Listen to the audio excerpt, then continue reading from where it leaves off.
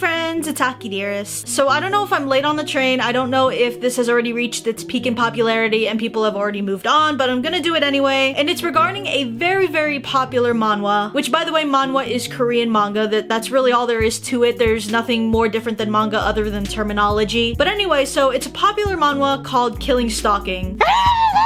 A couple weeks back, a lot of you on Twitter were asking me, oh, have you read Stalking yet? If you watched Yuri on Ice and you thought it was decent, you might like Stalking. Okay, first off, I don't know after reading this how any of those two are anything alike. One was barely considered, if at all, a yaoi, where one is just complete yaoi and going all out and just explicit in every sense of the word. I know it's not most of them, and I don't even think that it reaches half of the people that are currently reading Stalking right now, but most of the people that have been tagging me on Twitter went from the Yuri on Ice fandom over to the Stalking fandom, and I really don't know why, but I think I'm just going to view it as like that select amount of fujoshis that have like a light side and a very, very dark side to them. When I first saw it, I was like, why do these characters look so familiar?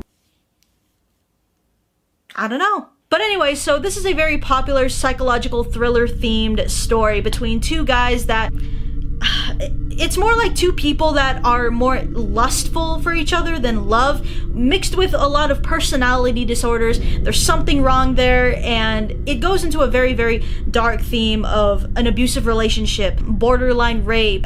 There is a lot of explicit content. They're both a little mentally disordered. One kind of has like multiple personality disorders, and the other one is just a plain out just stalker. Also, major apologies for this really weird transition, but I forgot to tell you guys that if you are going to read Stalking, may I suggest that you go listen to the Saw soundtrack if you are going to read it, because it's going to make the experience like 10 times better. Anyways, transition back to me. It is about two guys that are in this very, very awkward relationship, if you even really want to call it that. So to put it in a nutshell, this guy is a really lustful and creepy stalker over this guy because he saved him years ago over something. He stalks him to the point he breaks into his house and does other explicit things that I just can't show in this video. A lot of mental abuse. It went from this guy that was just absolutely obsessed over him. It was more like lust and love, but just a really creepy and stalking vibe to it that doesn't make it romantic at all. You go over a very abusive relationship and the kid tries to escape the house, and yet he's still very obsessed with the guy. So whenever the guy shows any kind of affection towards him, it keeps him in the house. He's definitely in debate with whether or not he wants to stay and try to work things out with this guy in hopes that his more darker and evil and abusive side will just fade away and that they can truly be together, or if he should just get the fuck out of there and save his own damn life, because you know he's actually literally almost on the brink of death here as each day goes on. I mean, you have scenes where the kid is just in misery and he just wants to escape, and then you've got other scenes where it's just like, please, I want you to sung-woo me into submission. Alright, spread your yoon bum out so that I can stick my... So yeah, as I was continuing to read the story, it makes you kind of question your morals a little bit. This isn't really a antagonist and protagonist. They're both a little bit fucked up in the head. You'll find yourself being like, oh, do I actually want this kid to escape, or do I actually want him to work things out with this guy? Because I see something there. Which goes into the next part of the shipping fandom behind Stalking. Alright, so myself and a lot of people have seen how crazy the yaoi fandom can be. A lot of the times they ship things that just shouldn't be shipped or don't make any sense to be shipped. I think it's messed up to be shipping this kind of relationship. It is really abusive, but at the same time, it makes sense. I know that in real life that most people would not support something like this, but the fact that it's just a manga and a comic and just playing with fantasies here,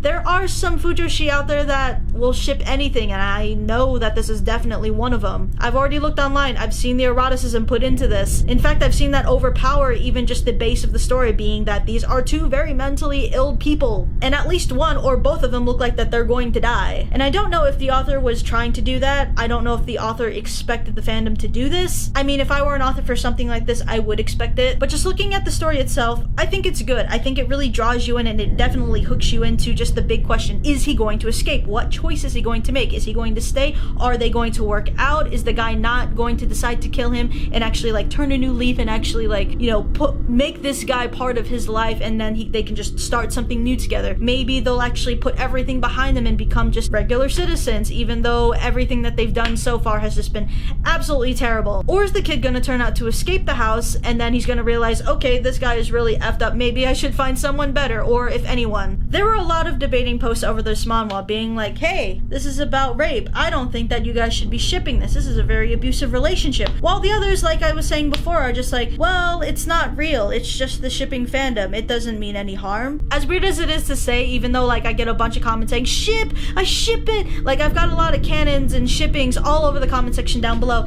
I personally have almost never really shipped anything or anyone. But if I started this relationship, I would choose not to. I feel like this is a little bit too dark and almost too realistically dark for me to support. You know, I actually even had Joey read it and all he had to say was, this main guy looks like Levi.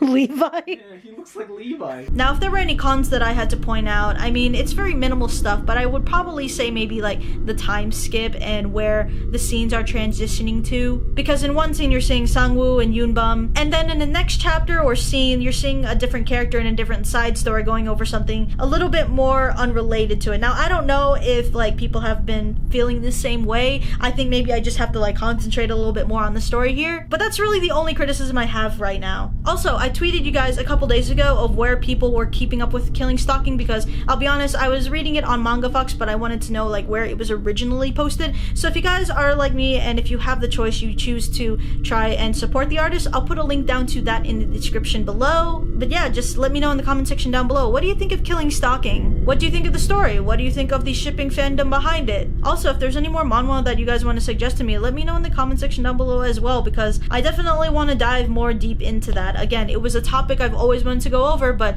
it's just, there's really nothing to go over unless I find like just a really good story. So I hope you guys enjoyed this more chillaxed video. Feel free to subscribe to my channel for more anime and otaku related content, and I will see you guys in the next video. Bye!